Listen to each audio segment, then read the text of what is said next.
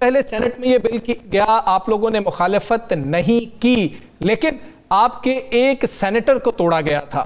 کیا ہم یہ سمجھیں کہ یہ اس کا رسپانس تھا کہ قومی اسمبلی میں بھی آپ نے مخالفت کی، پھر واپس سینٹ میں بھی آپ نے مخالفت کا فیصلہ کیا؟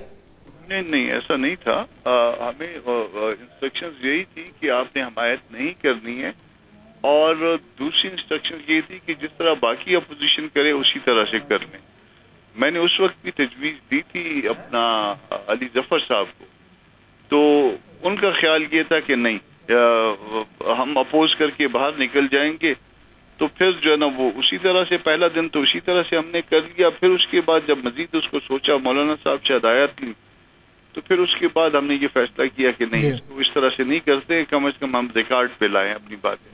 پھر کیونکہ اس وقت تک جو ہے نا بل چلا گیا تھا نیشنل اسمبلی، تو نیشنل اسمبلی میں ہم نے کہہ دیا ان کو کہ آپ نے اپوز کرنا ہے فلی اور موجود رہنا ہے. پھر جو ساتھی موجود تھے انہوں نے اس کو اپوز کر کے اس کی مخالفت کی، اور جب یہ بل واپس آیا ہے، کیونکہ وہاں پہ اس کو پھر اس میں ترمیم ہو گئی تھی، تو جب واپس آیا تو پھر ہم نے پھر دوبارہ وہی پالیسی جو نیشنل اسمبلی میں اپنائی تھی. پھر ہم نے علی کو پھر کہا، میں نے علی ظفر صاحب کو، کہ ہم تو یہ کرنے جا رہے ہیں. انہوں نے کہا کہ ٹھیک ہے، آپ کی پالیسی اچھی ہے، مگر ہمیں انسٹرکشنز یہ ہیں. تو پھر ہم نے اپنی پالیسی الگ سے رکھی کہ ہم نے اس کو اپوز کیا دوبارہ. اچھا کامران مرتضیٰ صاحب، آپ کے ڈیلی بیانات سنتے ہیں، بڑے نرم کامران مرتضیٰ صاحب 27ویں آئینی ترمیم پر بڑے گرم اور بڑے تگڑے بیانات دیتے نظر آتے ہیں. تو اب جمعیت علماء اسلام جو ہے، اب ساری نظریں ان پہ ہیں کہ مولانا صاحب کیا فیصلہ کرتے ہیں. تو کیا مولانا صاحب کوئی بڑا فیصلہ کریں گے، کسی تحریک کی طرف جائیں گے، یا بھی آپ سمجھتے ہیں کہ پہلے موبلائزیشن ہو جائے وکلاء کی، باقی سیاسی جماعتیں بھی اس پہ اپنے آپ دکھانا شروع کریں، پھر جمعیت نکلے گی؟ ایسا ہے کہ میں جتنے بھی باوجود میری نرمی کے جتنا جو کچھ بھی سخت اسٹیٹمنٹس دے رہا ہوں، پارٹی پالیسی کی مطابقت میں دے رہا ہوں، اور مولانا کی ہدایت کے تحت ہی دے رہا ہوں. میری اپنی جو ہے نا وہ اس میں یقیناً ان پٹ ہوتی ہے، مگر وہ ان پٹ جو ہے نا وہ پارٹی کے اندر ہوتی ہے. وہ جب پھر پارٹی کی پالیسی بن جاتی ہے تو پھر وہی بعد میں جو ہے نا وہ ہم سب کی پالیسی ہوتی ہے. اب مولانا صاحب چونکہ وہ ختم نبوت والی کانفرنس تھی اور بین الاقوامی ختم نبوت، اور جب نبی کا نام آئے گا تو وہ سب سے پہلے جو ہے نا وہ نبی ہمارا ہوگا اللہ کے بعد، تو اس میں جو ہے نا وہ جانا بہت ضروری تھا. بہرحال ان کی ایبسنس میں بھی جو ہے نا وہ ہم نے مناسب کردار ادا کیا ہے. پتہ نہیں اب تاریخ اس میں اچھا لکھے گی برا لکھے گی، مگر جو ہمارا خیال تھا اس کے مطابق ہم نے درست کردار ادا کیا.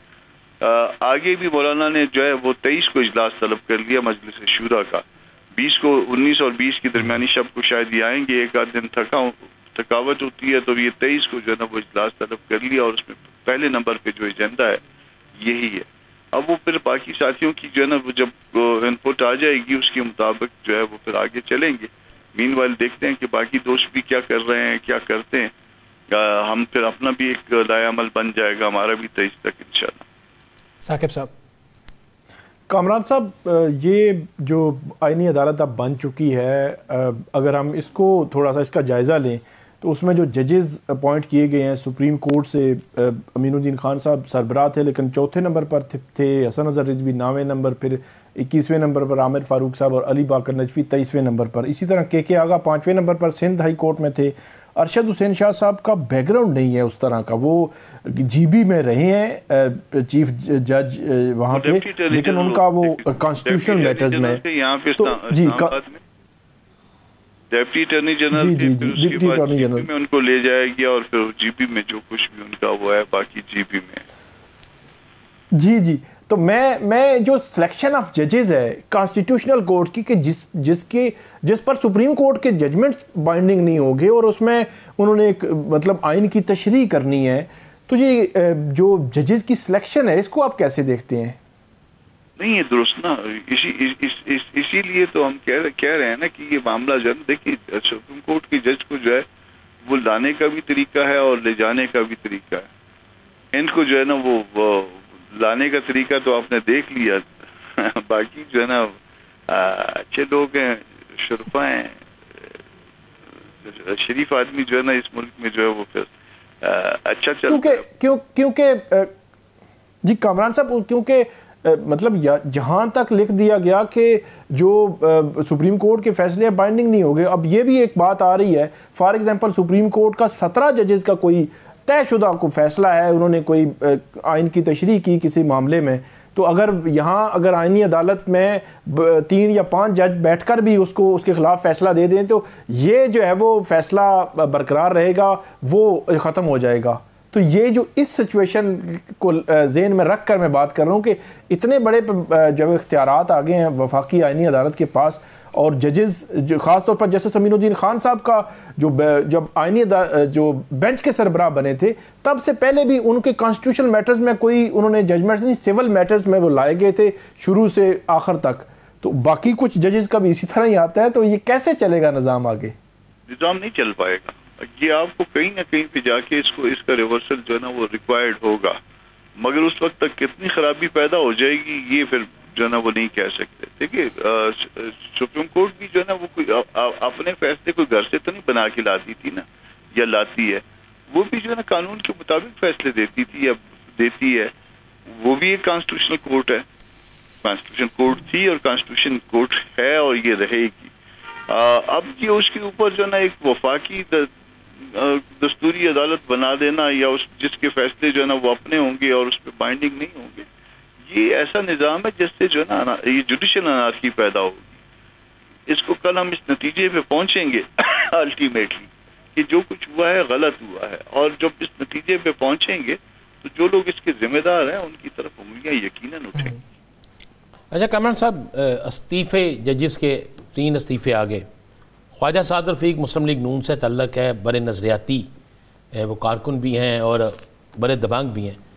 ان کا کہنا ہے کہ اب استعفوں کا سلسلہ پارلیمنٹ تک جائے گا, آپ کو نظر آ رہے ہیں؟ اس میں کوئی ایسا سٹیج آ سکتا ہے. یہ مجھے جو نا ایک چیز جو شبہ ہوتا ہے وہ ممکن ہے شبہ غلط ہو, مجھے شبہ ہوتا ہے کہ یہ کوئی جو ہے نا اس کے بعد جو ہے نا وہ کوئی اور سزاؤں کے معاملات شروع ہو جائیں گے. تو اگر ایسا ہوا تو پھر اس میں جو ہے نا وہ کہیں نہ کہیں پہ جو ہے وہ معاملات کے لیے پارلیمان کے اندر تک بھی شاید جا سکے. اچھا, تو ظاہر ہے تکلیف پہنچے گی, وہ تکلیف پھر اس کا اگر وہ اظہار اور طرح سے نہیں کر سکیں گے, تکلیف کا یہ بھی اظہار ہے, ایک پروٹیسٹ ہے نا یہ بھی.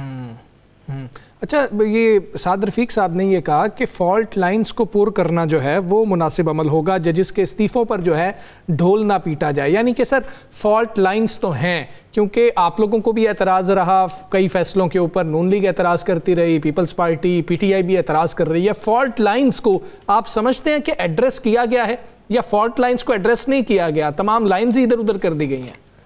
یہ اب تو اس کے بعد جو ہے نا وہ فالٹ لائنز جو ہے نا وہ اس طرح سے وہ اتنی بڑی وہ پہلے تو فالٹ لائنز تھی نا, تو اب وہ اتنے بڑی کھائیاں بن گئی ہیں اس جگہ پہ کہ اب جو ہے نا اس میں شہر کے شہر بھی جا سکتے ہیں. تو فالٹ لائنز جو ہے نا وہ یقیناً تھی, اس میں بھی یہ اس سے پہلے جو ہے نا 27ویں ترمیم سے پہلے 26ویں سے پہلے کبھی بھی ہماری جو ہے نا وہ جوڈیشری آئیڈیل نہیں رہی ہے. اور آپ اس میں جب بھی دیکھیں گے ایون جو ہے نا نواز شریف صاحب کے ساتھ جو سلوک ہوا وہ بھی کوئی اچھا سلوک تو نہیں تھا, یا اور لوگوں کے ساتھ جو ہے نا اس طرح سے یہ حرکتیں ہوتی رہی ہیں.